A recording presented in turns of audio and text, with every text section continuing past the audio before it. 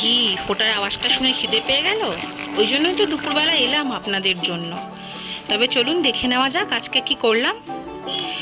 ছোট সাইজের পার্শে মাছ নিয়ে তাতে নুন, হলুদ, লঙ্কার গুঁড়ো মাখিয়ে রেখে দেব।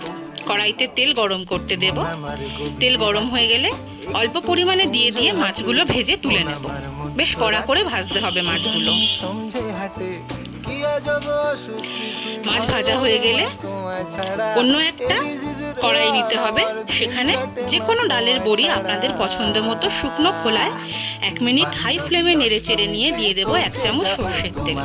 এবার ওই তেলে ভালো করে ভেজে নিয়ে বড়িগুলো তুলে রেখে দেবো। এগুলো রাখবে রান্নার শেষে। এবার ওই কড়াইতেই মাছ ভাজার তেল দিয়ে দেবো কালো জিরে ফোড়নে। এবার লম্বা লম্বা করে কেটে রাখা বেগুনগুলো দিয়ে দেবো হাই ফ্লেমে ভাজাভাজি করতে। কিছুক্ষণ ভাজা হয়ে গেলে সেখানে স্বাদ মতো নুন, হলুদ গুঁড়ো, লঙ্কার গুঁড়ো দিয়ে ভালো করে নেড়েচেড়ে মিশিয়ে নিয়ে এবার দিয়ে দিতে হবে ঝোলের পরিমাণের জল। এরপরে আর কোনো জল অ্যাড করা যাবে না। এবার কটা চেরা কাঁচা লঙ্কা দিয়ে ঢাকনা দিয়ে দেব ফুটা পর্যন্ত। এরকম টকবগিয়ে ফুটে গেলে ওই ভেজে রাখা মাছগুলো দিয়ে ভালো করে মিশিয়ে নেড়েচেড়ে নিয়ে আবারও ঢাকা দিয়ে রেখে দেবো ফুটতে।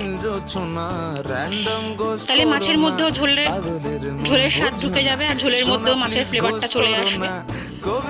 এবার ঢাকনা খুলে ওই ভেজে রাখা বড়িগুলো দিয়ে আর নাড়াচাড়া করা যাবে না। বড়িগুলোকে আলতো হাতে ঝোলের মধ্যে ডুবিয়ে ঢাকনা দিয়ে দিতে হবে। ব্যাস, ঢেকে দিয়ে গ্যাস অফ করে দিলেই তৈরি আমাদের বড়ি বেগুন দিয়ে পার্শের ঝোল। পাতলা খাবার, সুস্থ থাকবেন খেয়ে।